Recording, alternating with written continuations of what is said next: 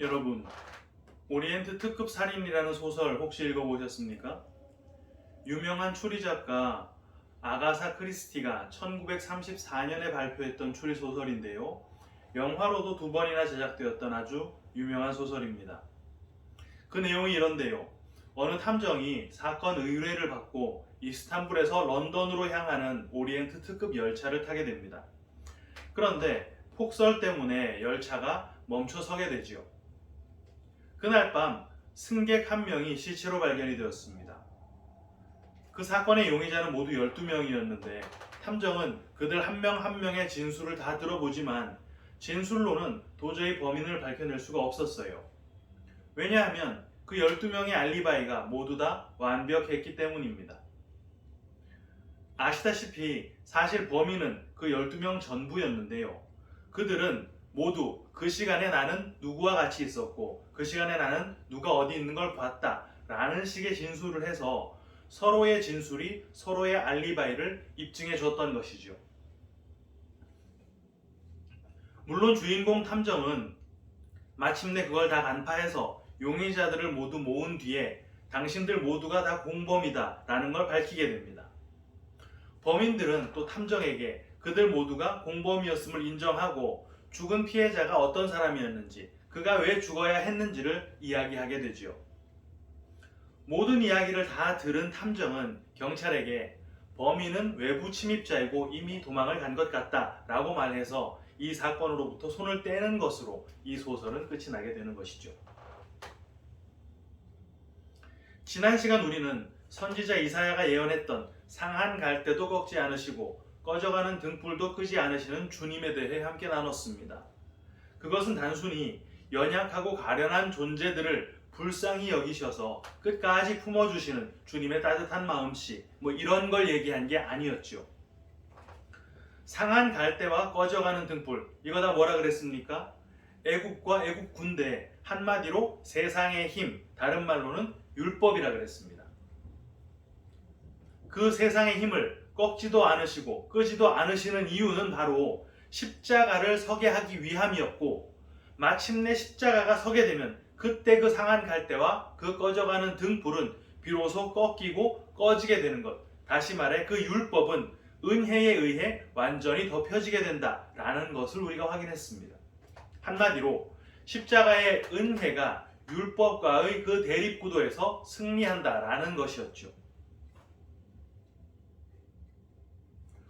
오늘 우리는 지난주에 이어 22절부터 30절까지를 본문으로 읽었습니다. 마태는 그 22절을 그때에 라는 말로 시작하고 있는데요. 주님께서 말씀을 마치시는 그때니까 그게 언제란 말입니까? 여전히 안식일 날의 이야기를 이끌고 가고 있는 것입니다. 실제 그날의 시간적 배경이 안식일이었는지 아니었는지는 알 수 없어도 마태의 의도는 지금 예수를 통해 그 병이 고쳐지는 이것이야말로 진짜 안식이다 라는 것을 말하려고 하는 것이죠. 이 상황에 사람들이 장님이고 벙어리인 한 사람을 주님께 데리고 왔습니다.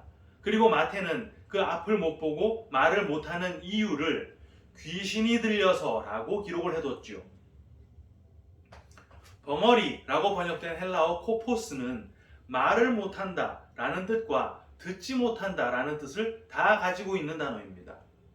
그 말을 못하는 이유가 듣지 못해서 라는 뜻이죠.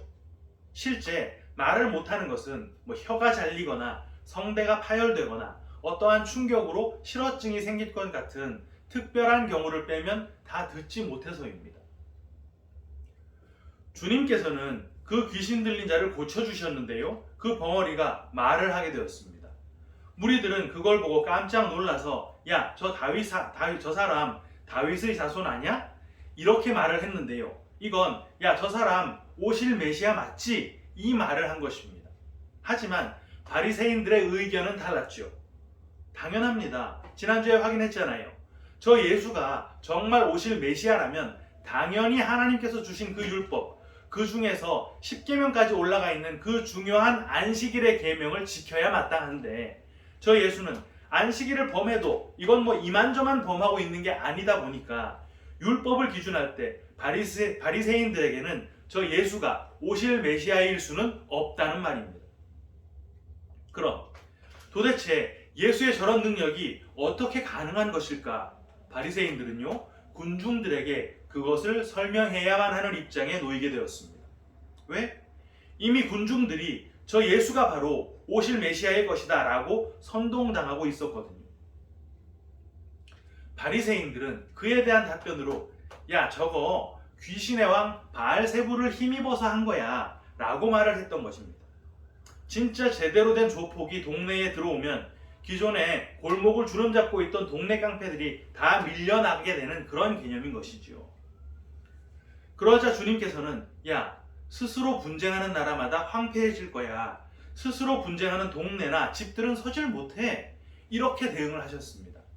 사단이 사단을 쫓아내면 그거 자중질환인데 그 나라가 제대로 설 리가 없단 말이지요.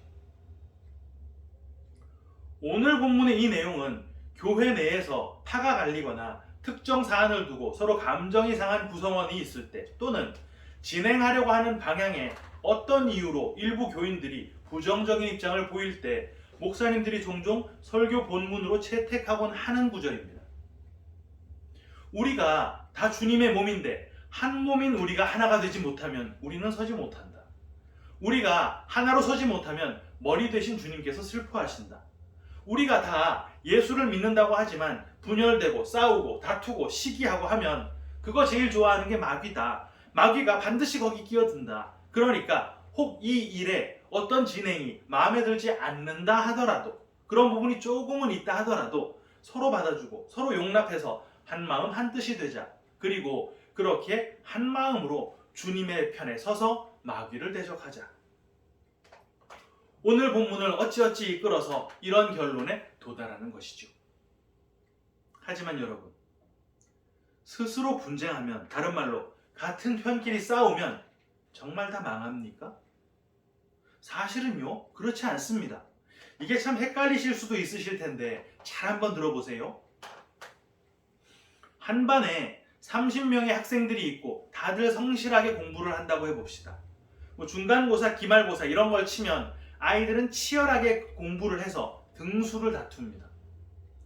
가장 열심히 공부하고 가장 머리가 좋은 학생, 때로는 운도 따르는 학생이 1등을 하고 상대적으로 공부를 좀 덜 했거나 환경이나 여건이 여의치 못했던 학생들은 조금 뒤처지게 되겠죠.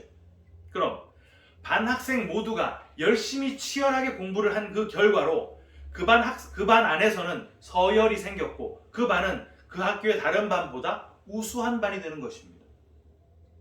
학생들끼리의 그 다툼이 그 반 전체에게는 유익이 되었단 말이죠. 어째? 좀 억지스럽습니까? 아무래도 그건 공부고 싸움은 아니지 이런 생각 좀 드시나요? 그럼 이건 어떻습니까? 한국에서는 얼마 전 대통령 선거가 있었습니다. 각 당들은 대통령 후보를 내기 위해 내부적으로 경선을 치렀죠. 그 경선은 그야말로 막 진흙탕 싸움이었습니다. 경선 상대의 장점을 깎아내리고 상대방의 약점을 막 들춰내면서 다들 야, 저놈은 무능하고 나는 유능하다. 이건 뭐 멱살만 안 잡았지 그야말로 싸움판이었습니다. 실제 여러 언론에서도 무슨 당 경선 과정에서의 그 내용이 과연 봉합될 것인가 라는 식의 보도와 기사를 쏟아냈었죠. 그 결과 어떻게 되었습니까? 경선의 승자가 대통령 후보로 확정이 됐어요. 그리고 나머지 경선 주자들은 그 후에 각자 다른 직책들을 맡기는 했지만 당내 서열이 쫙 생기고 밑으로 내려가게 됐습니다. 그 치열한 싸움이 결국은 그 당의 체계를 만들어낸 거예요. 스포츠 세계도 마찬가지입니다. 월드컵 축구를 예로 들어볼까요? 경기에 임하면은 대한민국 국가대표 선수들이 시합을 뛰면서 서로 막 싸우는 바람에 서로 패스도 안 하고 독단적인 플레이를 한다면 당연히 그 게임을 지게 되겠지요. 하지만 그 대표 선수 한 명 한 명을 생각해 보자면 그 한 명 한 명이 각자가 속해 있었던 그 그룹에서 인생을 건 치열한 경쟁을 통해 발탁이 되었고 또 그 발탁되는 과정을 통해 국가대표의 자리에 올라왔던 거 아닙니까? 오늘 본문을 통해 주님께서 언급한 그룹은요, 나라, 동네, 가정 이렇게 3개입니다. 그 안에 수많은 구성원들이 치열하게 부딪히고 거기서 살아남아 그 가정을 이끌고 그 가정을 대표하며 또 그 동네의 다른 가정들과 부딪히고 또 거기서 살아남아 그 동네를 이끌고 또 다른 동네와 부딪힙니다. 우리 동네가, 우리 사회가 다른 지역 사회보다 더 살기 좋고 더 행복한 동네 되게 하자고 하면서 경쟁을 하는 것이지요. 또 거기서 살아남아서 결국 나라를 이끌게 됩니다. 아니, 그런 선의의 경쟁은 룰 안에서 룰을 지키면서 공정하게 하는 것이지 무턱대고 막 멱살잡이 하면서 싸우는 거랑 어떻게 같을 수가 있겠어. 여러분, 무턱대고 멱살잡이 하는 방식으로 싸우면 누가 이깁니까? 힘센 놈이 이깁니다. 그럼 어떤 룰을 두고 그 안에서의 선의의 경쟁을 하면 누가 이깁니까? 그 룰을 기준할 때 제일 강한 놈이 이기는 거잖아요. 그게 똑같은 것이란 말입니다. 지정된 룰이 없으면 법이 없는 게 아니라 자연의 법, 약육강식이라고 하는 그 법이 작동을 하는 것이고, 룰이 있다 하더라도 그 룰에 따라 누가 강한 놈인가 하는 대상이 달라질 뿐, 그 룰 안에서 제일 강한 놈이 이기는 건 똑같은 약육강식의 법이란 말이죠. 그 약육강식의 법이 헌법으로, 국회법으로, 사법으로, 행정법으로, 민법, 상법, 형법으로 모양만 바꿨을 뿐, 그 모든 분쟁 안에는 법이 작동하고 있다는 말을 하는 거예요.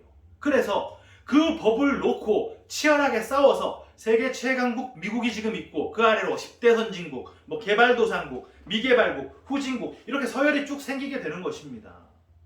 그 결과가 어떻습니까? 잘 사는 나라들은 더 잘 살게 되고 못 사는 나라들은 더 못 살게 됩니다.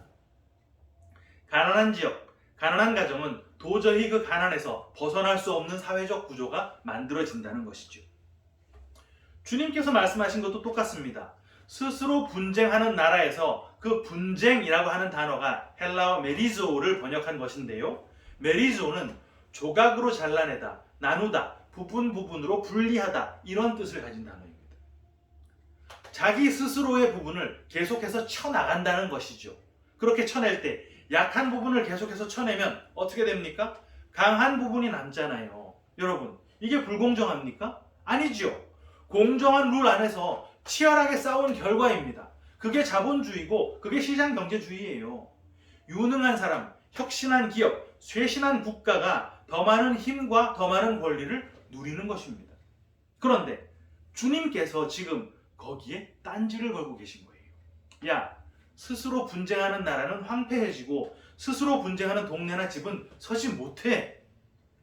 세상에서는 그렇게 강자가 힘을 갖고 약자가 도태되는 것을 당연히 여기고, 실제 그렇게 제대로 된 강자가 리더가 된 나라, 그 사회, 그 가정이 승승장구하고 있지만, 주님께서 바로 그 승승장구하는 나라와 사회와 가정을 향해서 저게 바로 황폐해지고 저게 바로 서지 못한 거야 라는 선언을 하고 계신 것이란 말입니다. 이걸 어설프게 눈치챈 일부 지식인들이 사회주의, 공산주의를 들고 나왔습니다. 야, 주님은 고아와 과부를 돌보시는 분이시잖아. 왜 강자만 잘 살고 잘 누려야 돼? 왜 약자들은 저렇게 다 도태되어야 해? 그건 아니지. 야, 너희만 그렇게 잘 살지 말고 같이 좀 잘 먹고 같이 좀 잘 살자. 그러면서 다 같이 행복한 사회주의, 모두가 공평한 공산주의를 하자고 깃발을 들었었죠. 성공했습니까? 나오는 판판이 다 박살나고 말았습니다. 역사가 그걸 증명하고 있죠. 여러분, 그렇게 좋은 뜻으로 만들어진 그 사회주의, 그 공산주의, 이거 왜 실패했습니까? 평등을 운운하면서 깃발을 세웠지만 그 안에는 그들 역시 또 나름대로의 룰이 있었기 때문입니다. 전지전능하고 선하신 하나님이 아버지가 되시고 모든 사람이 그 아버지에게 순종하는 아름답고 평화로운 그 모습을 따라 지상낙원을 만들어 보겠다고 한 의도였지만, 그들의 지도자는 전지전능하지도 선하지도 않았고요. 군중들도 순종하는 존재가 아니었습니다. 그 안에서 지도층으로 올라가기 위한 치열한 싸움이 있었고, 조금이라도 편하려고 하고 조금이라도 덜 당하려고 하는 그 무한한 경쟁이 지위 고하를 막론하고 모든 사람들 사이에 있었기 때문입니다. 여러분, 이제 보이시죠? 그나마 인류가 개발해온 가장 효율적이라고 하는 원리, 시장경제, 자유경쟁, 이런 것들이 이룩해놓은 사회나 사회주의, 공산주의가 깡그리 망쳐놓은 그 사회나 다 똑같이 어떠한 법으로 돌아가고 있고, 그 법들이 실체를 샅샅이 까발려 놓으면, 그 법의 진짜 모습을 다 확 까놓으면 저 야생의 짐승들이 살아가는 법과 똑같은 약육강식, 적자생존의 법과 전혀 다를 바가 없다는 말입니다. 그리고 바로 그렇게 돌아가는 그 세상을 성경이 율법의 세상이라고 말을 하고 있는 것이죠. 그럼 이제 오늘 본문 25절을 다시 한번 보겠습니다. 예수께서 그들의 생각을 아시고 이르시되 스스로 분쟁하는 나라마다 황폐하여질 것이요 스스로 분쟁하는 동네나 집마다 서지 못하리라. 스스로 분쟁하는 나라, 스스로 분쟁하는 동네, 스스로 분쟁하는 집, 이거 다 뭡니까? 온 세상이라는 말입니다. 말 그대로 온 세상이 다 율법의 틀에 매여서 저마다 자기의 최선의 방법을 동원해서 더 강해지려고 하고 더 높아지고 더 오래 가려고 각자에게 주어진 그 룰 안에서 치열하게 분쟁하고 살고 있다는 말을 하는 거예요. 지금 바리새인들뿐 아니라 주님을 따르고 있는 제자들, 그리고 민속 메시아를 기다리면서 야, 저 예수가 다윗의 자손인 거 맞지? 이러고 있었던 자들까지 모두가 다 알고 보니 한 통속이었단 말입니다. 그리고 온 세상에서 딱 한 분, 이 세상 밖에서 하늘에서 오신 예수가 율법으로 한 통속이 된 온 세상과 맞짱을 뜨려고 지금 딱 서 계신 거란 말이에요. 27절에 주님께서 말씀을 하십니다. 야, 내가 바알세부를 힘입어서 귀신을 쫓아낸 거라면 너희 아들들은 도대체 누굴 힘입어 쫓아내는 거야? 그러니까 그들이 너희의 재판관이 될 거야. 이 말은요, 그냥 어감상 주님께서 바리새인들 따끔하게 야단치시고 바리새인들은 찍소리 못하고 혼나고 있는 것이네, 이 정도로 여겨지곤 하는데요, 이건 그런 내용이 아닙니다. 지금 바리새인들이 예수님의 축기의 힘이 바알세불의 힘이다라고 여기는 이유가 예수님께서 율법을 어겼기 때문이다라는 건 이미 말씀을 드렸죠. 유대교 안에는 실제 축기 사역이 있습니다. 사무엘상 16장 32절, 하나님께서 부리시는 악령이 사울에게 이를 때에 다윗이 수금을 들고 와서 손으로 탄즉 바울이 상쾌하여 낫고 악령이 그에게서 떠나더라. 유대인들에게는 다윗이 어떤 사람입니까? 하나님의 마음에 합한 자잖아요. 그 하나님의 마음에 합한 자가 수금을 타니까 악령이 떠났단 말입니다. 그런데 유대인들의 개념으로 사람이 하나님의 마음에 들려면 어떻게 해야 됩니까? 율법을 온전히 준행하고 죄에서 멀리 떠나야 합니다. 너희의 아들들이라고 한 건 바리새인들의 제자들, 다른 말로 율법을 배운 자들이라는 말을 하는 것인데, 그 율법을 배운 자들이 귀신을 쫓았다면 그들이 뭘 의지해서 그 귀신을 쫓았다는 말이겠어요? 율법. 그리고 그들이 너희 바리새인들의 재판관이 된다라고 하는 건 결국 그 바리새인들을 뭘로 심판하겠다는 말을 하는 것입니까? 율법. 그러면 우리가 심판대 앞에 섰을 때 율법으로 심판을 받는다면 여러분, 우리는 끝장나는 것입니다. 우리는 율법으로 심판대 앞에 서는 게 아니라 은혜로 심판대 앞에 서야 하는 거예요.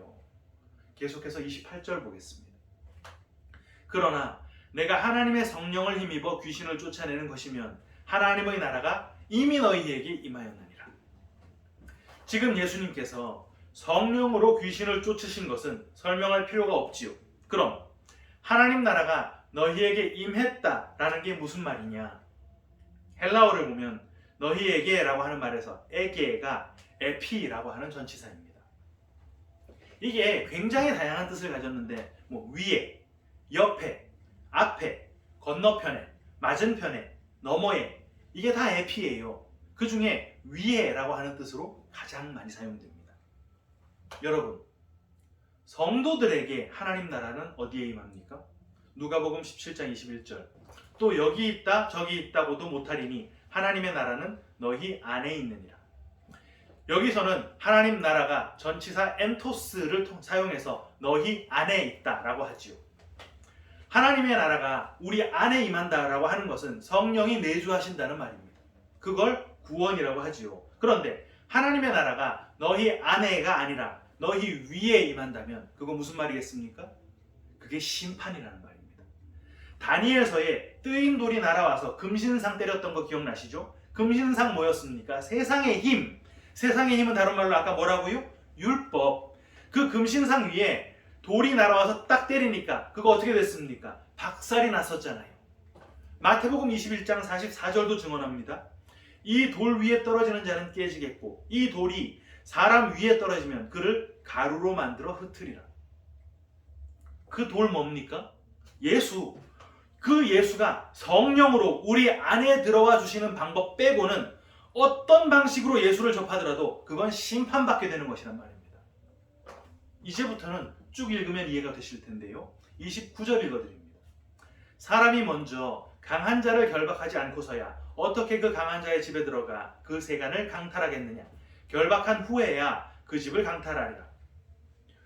우리는 앞서 11장을 통해 이제 천국이 침노하는 시대가 되었다라고 했던 거 기억나시죠? 천국, 다른 말로 예수가 이제 택하심을 입고도 그 율법에 매여 있는 자들을 하나도 잃지 않고 다 구원해 내시기 위해 강한 자의 집에 침노에 들어간다 그랬습니다. 그럼 강한 자의 집에 들어가 강한 자를 결박해야 그것을 세간을 빼내올 수 있다라고 하는 것이라면 그 강한 자 뭐라는 말입니까? 율법. 바로 그 율법을 결박해서 무력화를 시켜야 한다는 말입니다. 바울은 로마서에서 이걸 이렇게 설명했죠. 로마서 7장 2절. 남편 있는 여인이 그 남편 생전에는 법으로 그에게 매인바 되나 만일 그 남편이 죽으면 남편의 법에서 벗어나느니라. 그래서 율법을 완성해내신 예수가 십자가에서 율법을 홀로 다 짊어진 채 죽고 그 택하신 백성들을 그 전남편 율법에서 끊어내서 율법의 정죄로부터 자유롭게 하신 것이란 말입니다. 마지막 30절도 볼까요?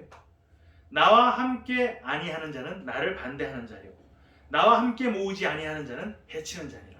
이걸 그러니까 주님 편에 서야지 이런 식으로 보면 안 된다 그랬습니다. 애당초 우리는 주님 편에 설 수 없는 자예요. 왜? 율법에 매여 있으니까. 그럼 우리가 어떤 자란 말입니까? 주님과 함께 모으지 않는 자, 해치는 자라는 말입니다. 여기 해치다라고 번역된 헬라어 단어가 스코르피조인데요. 이 단어의 어원이 스코르피오스, 이게 전갈, 스콜피온입니다. 찌르는 것이죠. 전 인류가 다 예수를 찔러 죽였다는 말입니다. 그럼 예수가 그 율법을 홀로 지고 십자가에서 죽었다가 살아났을 때 함께 살아나려면 뭘 해야 한단 말입니까? 내가 예수 찔러 죽인 자가 맞네요. 그걸 고백하고 십자가 붙들어야지요. 그래야 율법에 매여 율법의 세간으로 살던 그 삶을 청산하고 주님께 속해 구원을 받을 거 아닙니까? 그런데 교회라는 곳에 속해 있다는 자들이 나는 예수 죽인 범인이 아니라고, 내가 만약 그 상황에 있었다면 나는 예수 안 죽였을 거라고 하더란 말입니다. 서로가 서로의 알리바이를 막 대주는 거예요. 뭘로? 율법으로. 저 사람 믿음 좋은 사람이라고. 왜? 예배 한 번도 안 빼먹었으니까. 11조도 안 떼먹고 꼬박꼬박 냈다고. 전도, 봉사, 헌금 앞장섰다고. 바리새인들의 그 의에는 발 뒤꿈치도 못 따라가는 수준의 그런 율법적인 의를 무죄의 알리바이로 서로 대주면서 스스로 속고 있더라는 것입니다. 사랑하는 키퍼스 처치 성도 여러분, 우리는 원래 주님 편이 아닙니다. 우리의 신분은 주님을 살해한 율법이라고 하는 그 집의 세간에 불과했어요. 주님께서 그 집에 침투해 들어오셔서 그 율법을 결박하고 그 세간들 가운데 택하심을 입은 세간들을 걷어가시는 것만이 우리가 그 율법에서 자유케 되는 방법인데, 택하심을 입은 그 세간들의 특징, 그게 뭐겠습니까? 성령이 우리를 쫙 조명해 주실 때 내가 예수 죽인 자라는 거, 그거 발견하고 주 앞에 항복하는 것이잖아요. 그게 바로 자기 부인이고 그들을 주님께서 골라서 무죄를 선포해 주시는 것입니다. 율법의 그 무거운 짐을 다 벗고 십자가 안에서의 자유를 얻는 바로 그 은혜를 죽는 날까지 잊지 않고 성도의 길을 끝까지 걸어가는 우리 모두가 다 되시기를 주님의 이름으로 축원합니다.